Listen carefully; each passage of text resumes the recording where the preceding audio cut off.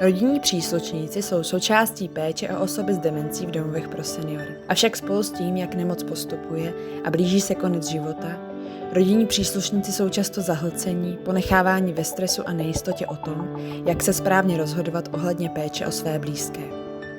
Studie MySupport má za cíl podpořit tyto rodinné příslušníky, ale také personál domovů pro seniory v procesu rozhodování o péči v závěru života pro osoby s pokročilou demencí. Příručka paliativní péče v závěru života poskytuje informace o demenci, péči zaměřené na komfort na konci života a je tak významnou součástí MySupport Study. Hi everyone, I'm Dr. Marcelem from Quebec, Canada. Today I wish to talk to you about the Comfort Care booklet, which I co-authored to help families understand the different challenges in the care of the patient near the end of life. It's to present the possibility of using a palliative care approach, which we usually thought was only for cancer patients, but it can also be applied in the context of advanced dementia. I've worked in long-term care for many years and realized that most patients wouldn't want to live the Alzheimer's disease or any related disorders until the bitter end. Same thing with families. They face difficult decision and really they needed support. So that's why I wrote the booklet.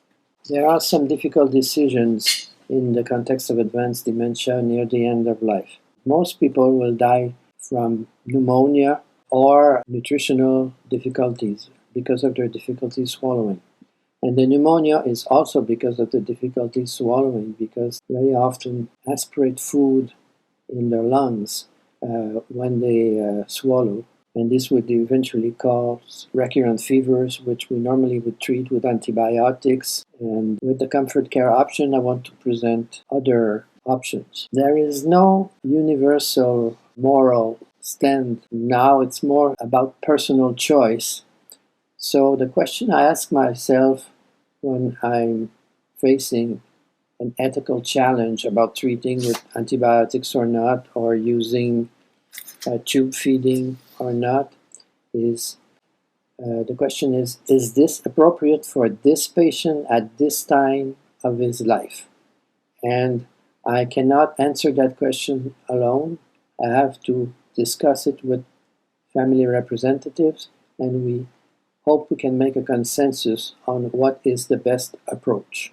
I read a chapter in a book called Controversies in Ethics in Long-Term Care, chapter written by Daniel Callahan, who people asked him to think about what should be done if a patient has advanced dementia, a complication like pneumonia or nutritional problems, and there is no family and there is no advance directives. So when would it be okay to offer the palliative option or not to aim at prolonging life in this situation? And of course he said that we should be flexible. There are very different values and beliefs in different cultures and in different people, and we should be very flexible. However, he proposed 3 standards or rules of care which I found very useful in my practice. The first one is that no one should in the modern world have to live longer in the advanced stages of dementia than he or she would have in a pre-technological era, which means that we may have new technological means that could prolong life, but it doesn't mean we have to use them and make end of life more difficult in the 21st century than before. The second rule was the more advanced the damage of the dementia, the more legitimate it is to overturn the usual bias in favor of treatment, which means that maximization of comfort is more important at that stage rather than trying to prolong life. And this has been actually also proposed by the European Association for Palliative Care, who talks about goal shift as the disease progresses. The third standard or rule is whoever is making the decision has as strong an obligation to attempt to avoid a painful and degrading death as to promote a respect for the value of life. So as healthcare workers, we've got a double role at that period of the patient's life, which can be we can try to save life, making better, but also we have the role that to preserve dignity until the end.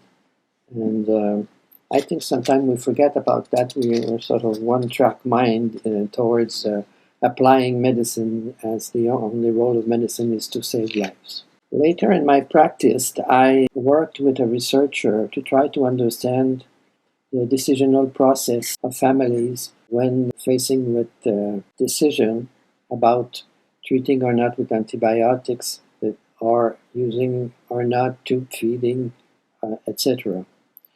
And we realized that actually we interviewed many families and tried to sort out the factors which would influence more towards one option or the other. So we found out that for some people, well, mostly it's if the presence of advanced directives, written or oral, the patient would have manifested his desires. And actually in North America here, I think most people, a majority, maybe 80% of people, they really do not wish life to be prolonged if they can't decide anymore. But it's different in other cultures. There are also